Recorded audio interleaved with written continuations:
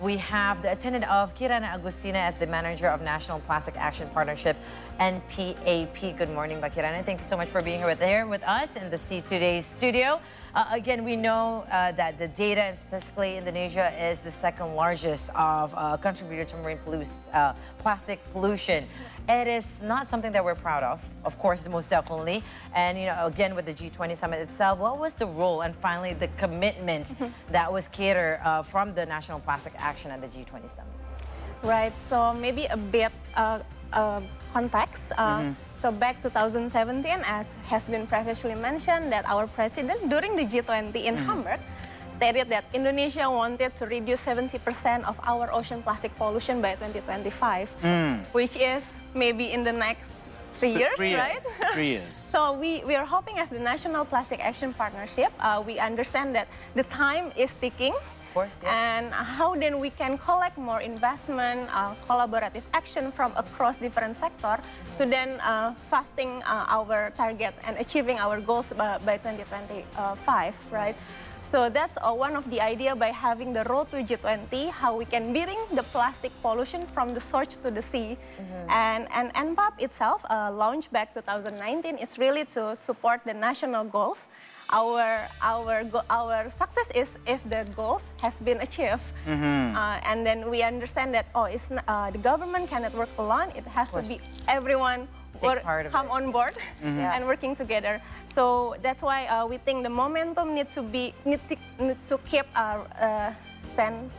And we have the road to G20, beating the plastic pollution from the source and source to sea, and we are able to collect it around 39 pledging and commitment across NPAP members, and it's worth 17 trillion Indonesia rupiah. Wait, 17 trillion? Yes. Good, all right. Until 2030, including investment, infrastructure, behavior change program across Indonesia, which will be able to help around 39 million of Indonesia people, community. So that's the role of NPAP itself, how then we can collecting those efforts together across Indonesia. Because, So it's NPAP, yeah? You shorten it by NPAP.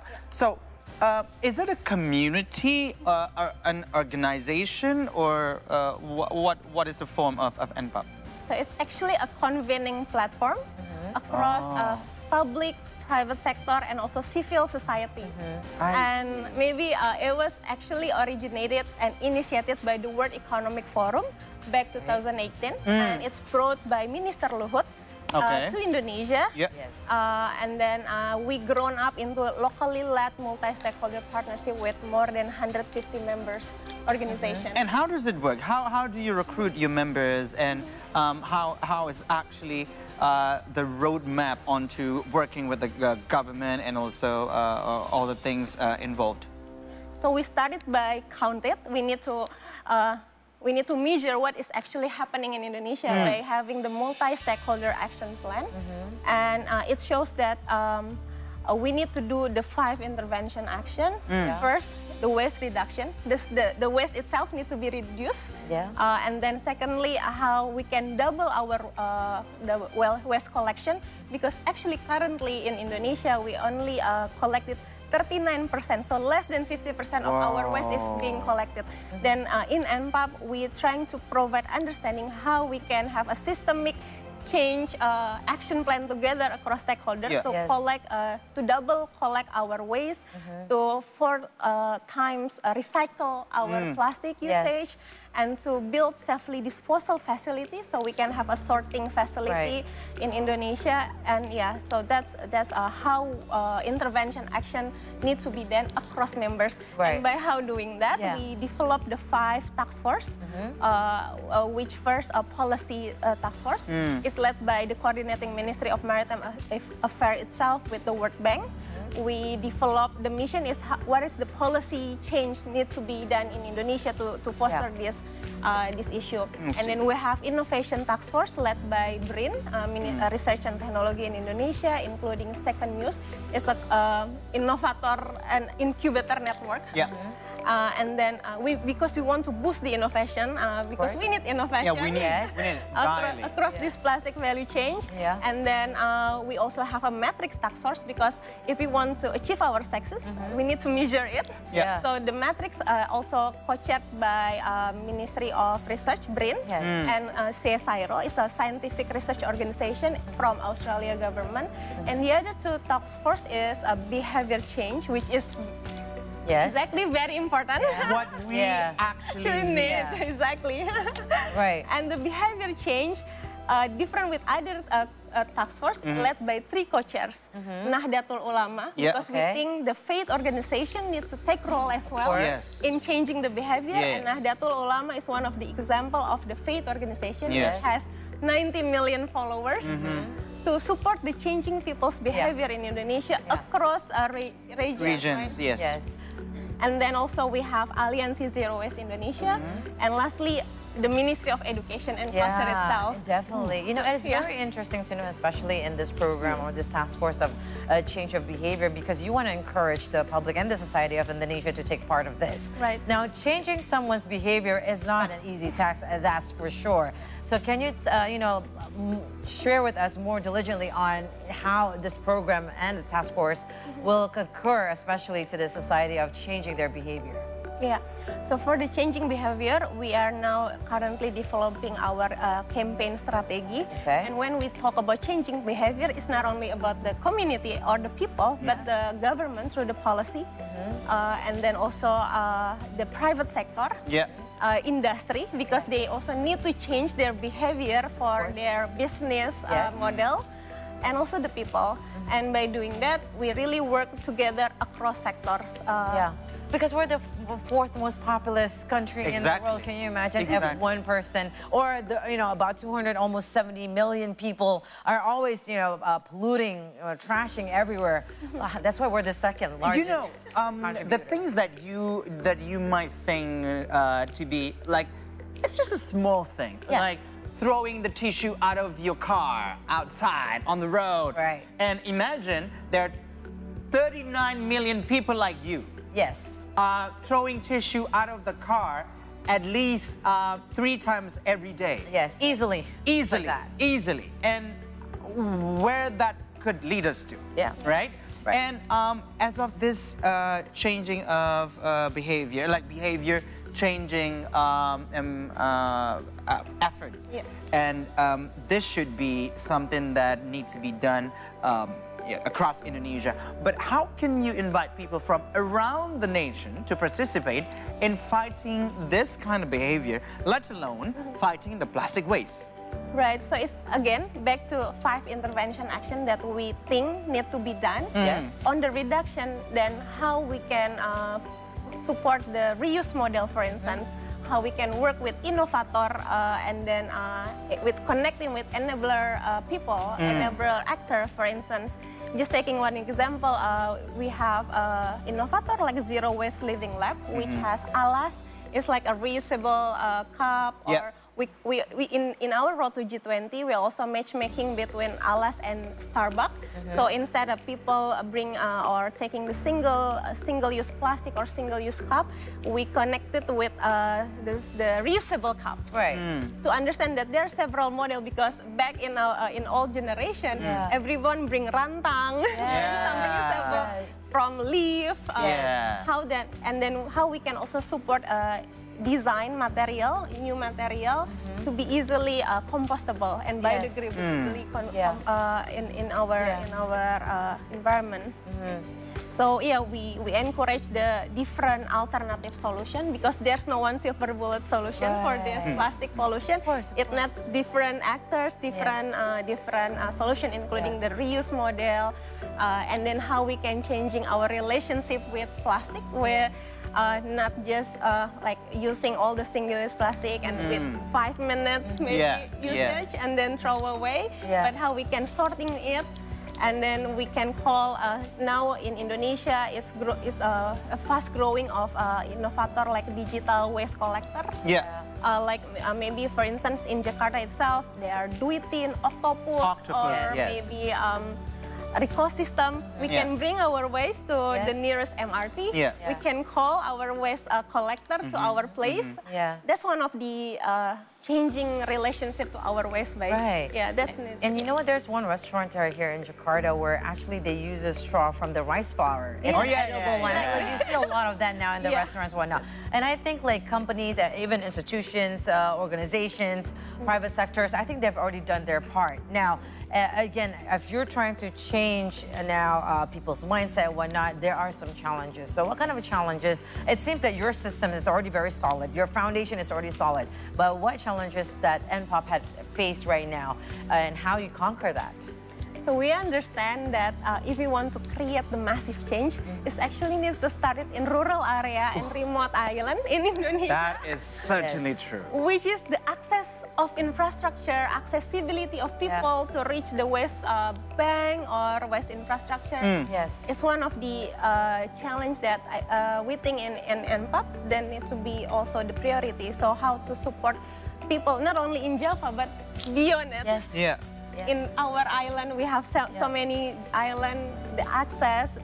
So yeah, in NPOP, how we can then find a more systemic and concrete collaboration and to provide like assurance and also connecting the dots basically. What the policy needs to be happen and what kind of actor needs to be involved. That's a challenge to basically support the people in rural and remote area. And another challenge that we think important as well, gender and social, the marginal community, because those people are exactly the one that have a direct impact to the plastic pollution. If we talk about women, woman has a different body tissue with a man. So we generated the plastic toxic to our next generation when we deliver the baby, when we are breastfeeding the baby. I was about to ask what gender has to do with that, but actually, there's something like that. The future generation. So when we talk about the plastic pollution, it's not only the environmental problem, but it's actually economic issue. It's a healthy issue. It's a human issue. Now that you brought it up, every factor. Now that you brought it up, it came to my mind because, you know, the things about plastic, it's because it's very practical. It's very practical. And for those living in rural area or for those in the grassroots level, they might only think about what they can do and what they can actually achieve in that particular day only. And being practical is actually one of the main issues that they have in their mind. So is there any certain you know, plan to actually be able to tackle that problem? I mean, in terms of you know, replacing the practicality of plastics in the grassroots level and also in rural area.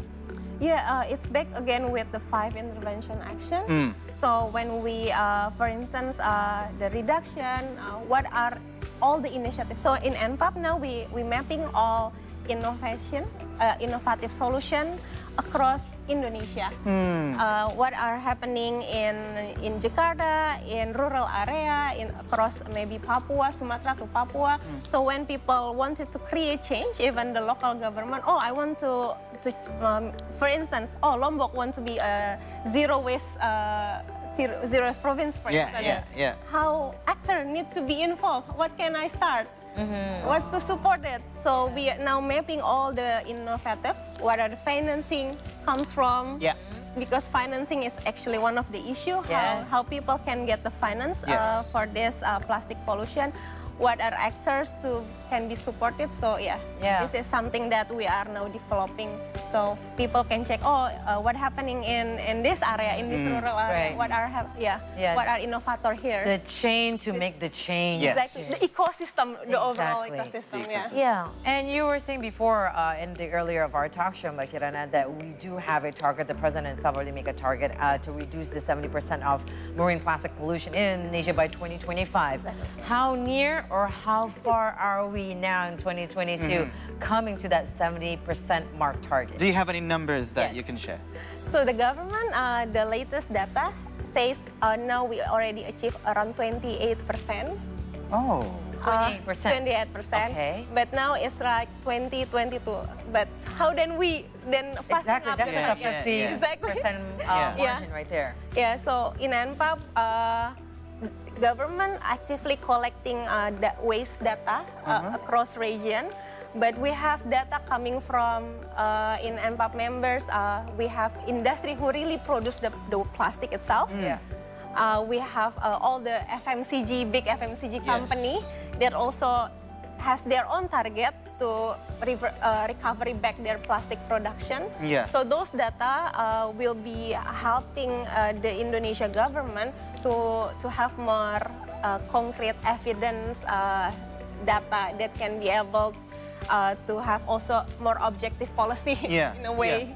Yeah. So that's one of the idea of NPAP to really 28%. And so when we talk about NPAP in G20, what was actually the thing that you brought home from G20 in order to implement that in your action towards the target? So interestingly, we able to collect more than 39 pledging and commitment from many multi-stakeholder international organizations, including civil society organization. We know where the 17 trillion are around. So now in NPAP, this is the real work. How we can then to connect, okay, this is the money, this is the people or the actor that can work, and then matchmaking it to create tangible action and concrete action. Wow, that's a hard work and a lot of work to do. Yes. Yeah, it's But very Kirana, interesting. Different agenda, yes. but have one goal. Yeah, I mean, I think everybody, every human and every citizen of Indonesia especially, and of course citizens of the world, we have to take part of this. Yes. This cannot be NPOP's mission alone or the government mission alone. It takes everyone to be a part of this mission. And hopefully we're going to reach the target and also the vision of a better and healthier planet, ladies and gentlemen. But Kirana, Agustina, thank you very much for being here with us in the studio and, you know, sharing with us all the data and whatnot. It's like a scary dream as of right now. We're still on 28%, but I know for sure that Indonesian people are very vigilant and we strive to reach our target and also our goals to that 70% of reducing the plastic pollution in our nation. All right, so we're gonna take a short break right now, but when we return, we'll have more updates from around the world. So stay tuned with us right here on the C Morning Show. Thank you, Agustina.